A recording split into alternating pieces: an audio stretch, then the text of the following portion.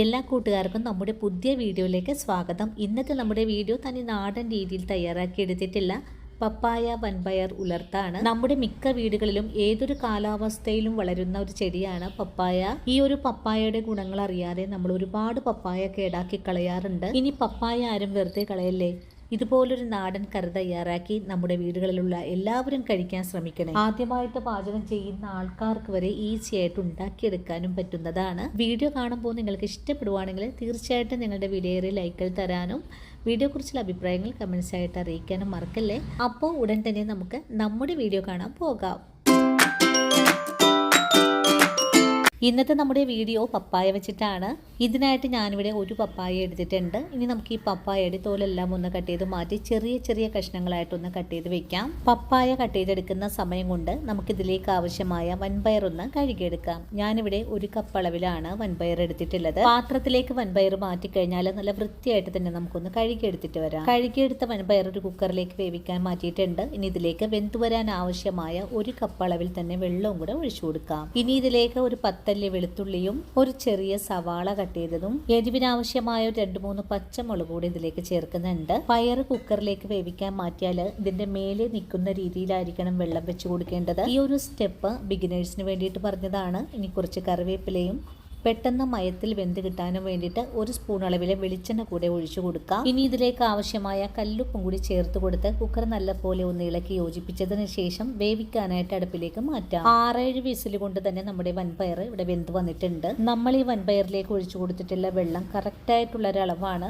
ഇനി നമുക്കിതിലേക്ക് പപ്പായ കഷ്ണങ്ങൾ ചേർക്കാം. ഞാൻ ഇത്രയും ചെറിയ കഷ്ണങ്ങളായിട്ടാണ് പപ്പായ ഇവിടെ നുറുക്കിയെടുത്തിട്ടുള്ളത്. കട്ട് ചെയ്ത് കഴുകി വൃത്തിയാക്കി വെച്ച പപ്പായ കഷ്ണങ്ങൾ വൻപയറിലേക്ക് ചേർക്കാം. ഇനി വൻപയറും പപ്പായ കഷ്ണങ്ങളും കൂടി ചേർത്ത് നല്ല പോലെ ഒന്ന് ഇളക്കി യോജിപ്പിച്ചു കൊടുക്കാം. നല്ലവണ്ണം ഇളക്കി യോജിപ്പിച്ചു കൊടുത്തിട്ടുണ്ട്. നമ്മുടെ വൻപയറിൽ അത്യാവശ്യം വെള്ളം ഉണ്ടായിരുന്നു. അതുകൊണ്ട് ഇതിലേക്ക് ഞാൻ വെള്ളം ഒഴിച്ചു കൊടുക്കുന്നില്ല.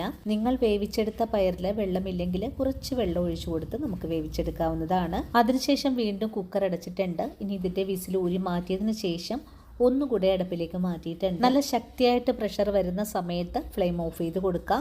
ഇനി കുക്കറിന്റെ ആവിയെല്ലാം പോയി വരുന്ന സമയത്ത് മൂടി ഒന്ന് തുറന്നുകൂടെ നോക്കാം. ഈ ഒരു സമയത്ത് ചതച്ചെടുക്കാൻ ആവശ്യമായ 10 അല്ലി കൊച്ചുള്ളിയും 5 അല്ലി വെളുത്തുള്ളിയും എടുത്തു വെച്ചിട്ടുണ്ട്. ഇത് നമുക്കൊന്ന് ചതച്ച് വെക്കണം. വെന്ത് വന്നിട്ടുള്ള പപ്പായ കഷ്ണങ്ങൾ നല്ല പോലെ തന്നെ വേവായി കിട്ടിയിട്ടുണ്ട്. ഇപ്പോഴും ഇതിൽ അത്യാവശ്യം വെള്ളമെല്ലാം ഉണ്ട്. ഒന്നുകൂടി ഇളക്കി യോജിപ്പിച്ചതിന് ശേഷം നമുക്കിതൊന്ന് മാറ്റി വെക്കാം. അതിനുശേഷം ഉള്ളിയും മുളകും താളിപ്പ് കൂടെ ഇതിലേക്ക് ചേർക്കണം. ഇതൊന്ന് ചെയ്തെടുക്കാനായിട്ട് ഒരു മൺചട്ടി അടുപ്പിലേക്ക് വെച്ചിട്ടുണ്ട്. ചട്ടി ചൂടായി വരുമ്പോഴേക്കും വെളിച്ചെണ്ണ ഒഴിച്ചു കൊടുക്കണം. വെളിച്ചെണ്ണ ചൂടായി വരുമ്പോഴേക്കും നമുക്കിതിലേക്ക് കടുക് ചേർത്ത് പൊട്ടിക്കാം. കൂടെ തന്നെ കുറച്ച് കറിവേപ്പിലയും കൂടെ ഇതിൻ്റെ കൂടെ തന്നെ നേരത്തെ കാണിച്ച കൊച്ചുള്ളി കട്ട് ചെയ്തതും കൂടി ചേർത്തിട്ട് നല്ലതുപോലെ ഒന്ന് വഴറ്റിയെടുക്കാം. കൊച്ചുള്ളി നല്ലതുപോലെ മുരിഞ്ഞു വരുന്ന സമയത്ത് നമുക്കിതിലേക്ക് ഒരു നുള്ളു മഞ്ഞൾപ്പൊടി ചേർത്ത് ഒന്നുകൂടി ഇളക്കി കൊടുക്കാം. മഞ്ഞൾപ്പൊടിയും ചേർത്ത് ഒന്ന് നല്ലതുപോലെ വഴറ്റിയതിന് ശേഷം നമുക്കിതിലേക്ക് എരിവിനാവശ്യമായ 1 സ്പൂൺ അളവിൽ ചതച്ച മുളക് കൂടി ചേർത്ത് ഒന്നുകൂടി കൂട്ടി ഇളക്കി യോജിപ്പിച്ചു കൊടുക്കാം. ഇപ്പോൾ ഉള്ളിയും മുളകൊക്കെ നല്ലതുപോലെ മുരിഞ്ഞു വന്നിട്ടുണ്ട്. ഇനി ഇതിലേക്ക് നമ്മൾ വേവിച്ച് വെച്ചിരിക്കുന്ന പപ്പായ വൻപയറാണ് ചേർക്കേണ്ടത്. ഇതുകൂടി ചേർത്ത് കഴിഞ്ഞാൽ വീണ്ടും നല്ല പോലെ ഇളക്കി ഒന്ന് യോജിപ്പിച്ചു കൊടുക്കണം. അതിനുശേഷം ചെറിയ തീയിലേക്ക് ഫ്ലെയിം മാറ്റി വെച്ചിട്ട് 1 മിനിറ്റ് നേരം നമുക്കൊന്ന് മൂടിയും കൂടെ വേവിച്ചെടുക്കാം. അപ്പോഴേക്കും നമ്മുടെ പപ്പായയും വൻപയറും കൂടി ചേർന്ന് നല്ല പോലെ പാകമായി കിട്ടും.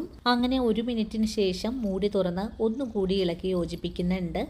അപ്പോൾ നമ്മുടെ വളരെ രുചികരമായിട്ടുള്ള തനി നാടൻ രീതിയിൽ തയ്യാറാക്കി എടുത്തിട്ടുള്ള പപ്പായ വൻപയർ ഉലർത്ത് ഇവിടെ റെഡിയായിട്ടുണ്ട്. ഇതുവരെയും ഇതുപോലൊന്നും നിങ്ങൾ തയ്യാറാക്കി നോക്കിയിട്ടില്ലെങ്കിൽ തീർച്ചയായിട്ടും നമ്മുടെ ഈ ഒരു വീഡിയോ കണ്ടതിന് ശേഷം തയ്യാറാക്കി നോക്കണേ.